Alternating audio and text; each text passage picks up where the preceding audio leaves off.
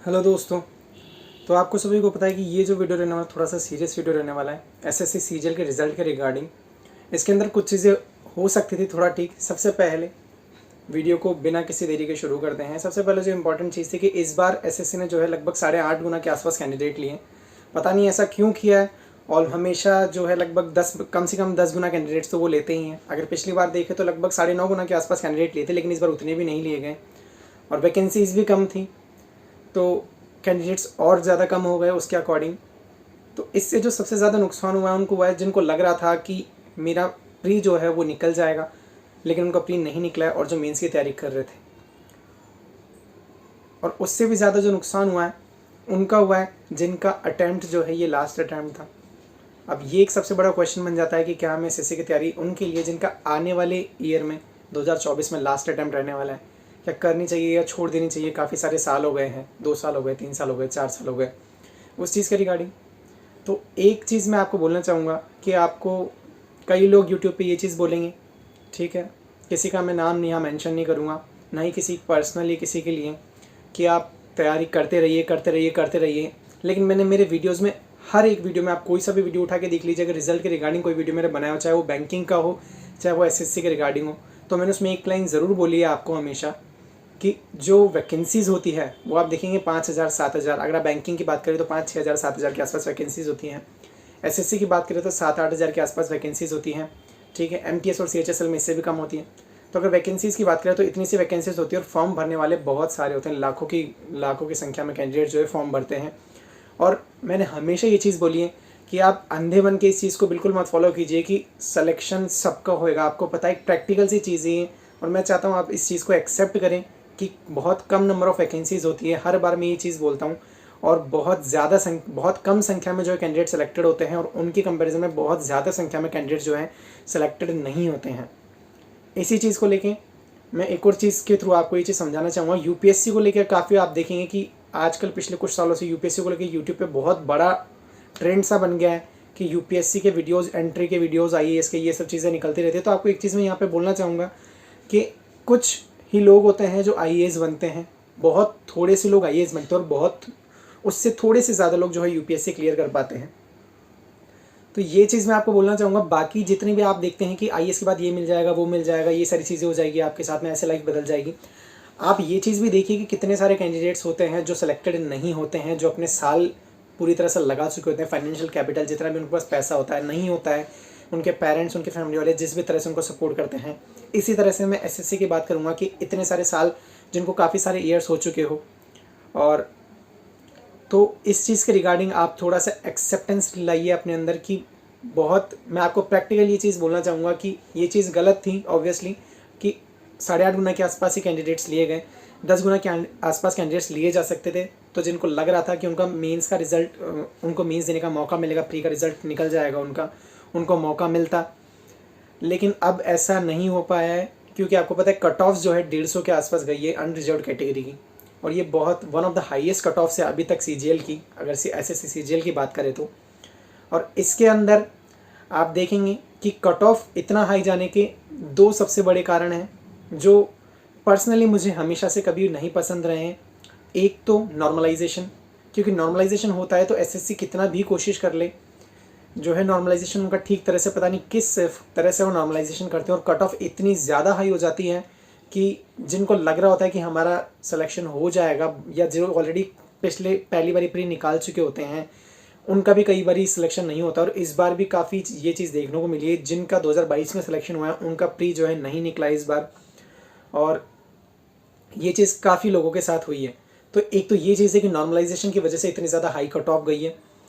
और दूसरी जो इम्पॉर्टेंट चीज़ है, जो बहुत अनएथिकल चीज़ है, कि जो सेलेक्टेड कैंडिडेट्स होते हैं, स्पेशली वो जो ऑलरेडी किसी अच्छी ऑफिसर पोस्ट पे काम कर रहे होते हैं, अगर कोई 2400 ग्रेड पे या 2800 ग्रेड पे, तो मैं आपको भी जो तैयारी कर रहे हैं उनको ये चीज़ बोलना चाहूँगा कि आप उनको ये बोलने के बजाय कि आप अगला एग्ज़ाम मत दीजिए, इंस्टेड ऑफ ये सोचिए कि वो भी तैयारी कर रहे हैं, और अपनी अगर वो सेम पोस्ट के लिए एग्ज़ाम अप्लाई कर रहे हैं, तब आप उनको ये चीज़ बोलिए कि आप सेम ही पोस्ट पे काम कर रहे थे और उसी चीज़ के लिए आप अप्लाई कर रहे हैं, उसी लेवल के एग्ज़ाम के लिए। लेकिन अगर वो 2400-2800 ग्रेड पे काम कर रहे हो और 4600-4800 ग्रेड पे के लिए अगर वो जाना चाह रहे हैं, 4200 ग्रेड पे के लिए, तो इसमें कुछ गलत नहीं है। आपको कंपटीशन को एक्सेप्ट करना पड़ेगा।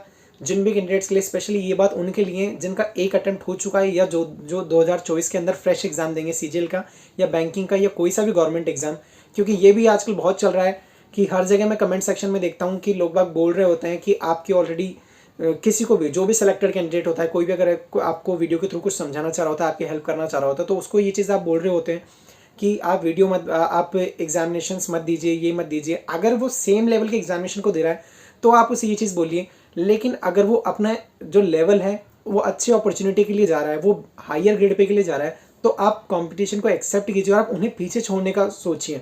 आपको ये अप्रोच चेंज करनी पड़ेगी।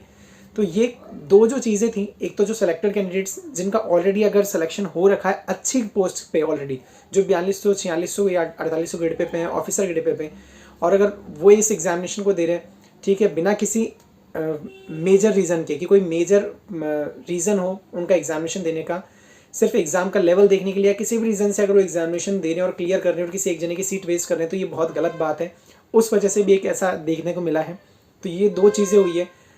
इसके रिगार्डिंग ही मैं एक रिक्वेस्ट करना चाहूँगा इस वीडियो के थ्रू कि एसएससी जो है वेटिंग लिस्ट का प्रावधान निकाले, क्योंकि अगर वेटिंग लिस्ट आएगी तो उससे आने वाले जो कैंडिडेट्स हैं जो ऑलमोस्ट सेलेक्ट हो सकते थे मगर नहीं हो पाए, उनका जो है उनको जो अपॉर्चुनिटी मिल पाएगी। क्योंकि आप देखेंगे कि पहले ऐसा नहीं होता था, एक बार जो जॉब मिल जाती थी उसके बाद में लोग एग्जामिनेशन नहीं देते थे, मगर अब बेटर अपॉर्चुनिटी की तरफ स्विच करने का कोशिश करते हैं। इससे जो है काफ़ी बड़ी संख्या में लोग जॉब चेंज करते हैं और लोअर ग्रेड पे की पोस्ट को छोड़ते हैं।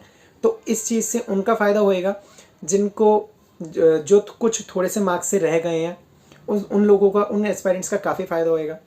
और अब आप ये सोच रहे होंगे कि एक ही बड़ा क्वेश्चन आपके मन में जो राइज हो रहा है, क्या अगर आप यहाँ तक वीडियो देख रहे हैं तो पूरा देखिएगा, बहुत इंपॉर्टेंट है आपके लिए ये चीज़। मैं बिल्कुल प्रैक्टिकल होकर इसमें बात कर रहा हूँ आपके साथ कि क्या एसएससी की तैयारी जो है हमें छोड़ देनी चाहिए, या फिर फ्यूचर में आपका कोई भी एग्जामिनेशन, अगर आप ये वीडियो फ्यूचर में भी देखेंगे तो कोई भी एग्जामिनेशन जिसमें आप बहुत क्लोज जाके रह रहे हैं, तो आपको जो मन में आता है क्या हमें तैयारी छोड़ देनी चाहिए, क्या वेस्ट गया है इतना टाइम या हमने किसी चीज़ में इन्वेस्ट किया है।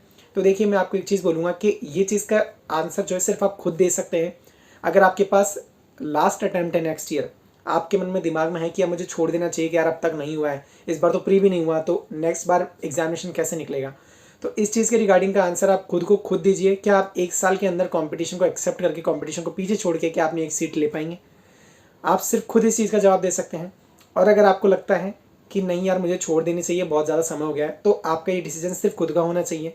ठीक है, आप खुद के डिसीजन से तैयारी के अंदर आए थे, और यूट्यूब पे बहुत से लोग आपको मिल जाएंगे जो आपको बोलेंगे कि आप लगे रहिए, आप मेहनत से लगे रहेंगे, आपका एक बार में सिलेक्शन हो जाएगा, एक बार सिलेक्शन हो जाएगा। सिर्फ मेहनत से सिलेक्शन नहीं होता है, स्मार्ट वर्क भी करना पड़ता है। ठीक है, बहुत से फैक्टर्स होते हैं। आप क्या पढ़ के गए थे जीके के अंदर फॉर एग्जांपल, और अगर वही चीज़ आ जाती है तो आपके मार्क्स अच्छे आ जाते हैं, और आपके कुछ और आ जाते हैं क्वेश्चंस, तो आप में नॉलेज होते हुए भी आपके मार्क्स अच्छे नहीं आते। तो बहुत सारे फैक्टर्स वर्क करते हैं एग्जामिनेशन अच्छा जाने में और बुरा जाने में। तो इस चीज़ का जवाब खुद को दीजिएगा कि क्या आपको एग्जामिनेशन की तैयारी कंटिन्यू रखनी चाहिए या नहीं रखनी चाहिए। सिर्फ खुद ही आप तभी अच्छे से डिसीजन ले पाएंगे। और अपना बैकअप प्लान, और जो भी नए फ्रेश कैंडिडेट्स हैं उनको मैं एक चीज़ बोलना चाहूँगा, हमेशा मैं ये चीज़ बोलता हूँ कि अपना बैकअप प्लान ज़रूर रख के चलिए कि अगर ऐसा नहीं होगा तो मैं ये कर लूँगा। क्योंकि बहुत कम संख्या में, मैं फिर यही बात बोलूँगा, बहुत कम संख्या में जो है कैंडिडेट सेलेक्टेड होते हैं और बहुत ज़्यादा संख्या में जो है कैंडिडेट्स जो है सेलेक्ट नहीं होते हैं। तो ये कुछ एक प्रैक्टिकल वीडियो था जो मैं चाहता हूँ आप सभी लोग इस चीज़ को सुने और एक्सेप्ट करें। थोड़ा सा गलत हुआ है CGL 2023 के प्री के रिजल्ट के रिगार्डिंग में। एक जो चीज़ हो सकती थी कि 10 गुना कैंडिडेट्स बुलाए जा सकते थे, तो इस चीज़ के रिगार्डिंग तो मैं चाहूँगा कि आप ये वीडियो को लाइक कीजिएगा ताकि ज़्यादा से ज़्यादा लोगों तक ये चीज़ पहुँच सकें, और वो कैंडिडेट्स जो इस बार CGL में सेलेक्ट नहीं हुए हैं, फ्यूचर में किसी भी एग्जामिनेशन में थोड़ी सी एग्जाम मार्क्स से रहेंगे, उन तक ये वीडियो पहुँच सके और वो इस चीज़ को समझ सकें। बाकी अगर कोई भी तरीके की आपको डाउट हो, कोई क्वेरी हो, किसी भी तरीके की आपको बात करनी हो, तो मेरी Instagram ID आपको दिख रही होगी, आप मुझसे कनेक्ट होइएगा, मैं आपका ज़रूर जवाब दूंगा वहाँ पे।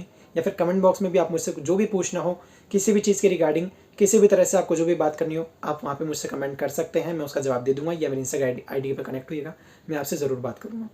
बाकी ऑल द बेस्ट, आप जो भी डिसीज़न लें सोच समझ के लें। अभी परेशान हैं, दुखी हैं, ठीक है, फ्रस्ट्रेटेड हो, तो इस स्टेट में आप डिसीज़न मत लीजिएगा। कुछ दिन, 2-4 दिन रुकिए, उसके बाद में अपना डिसीज़न लीजिए कि आपको क्या करना है और क्या नहीं करना है।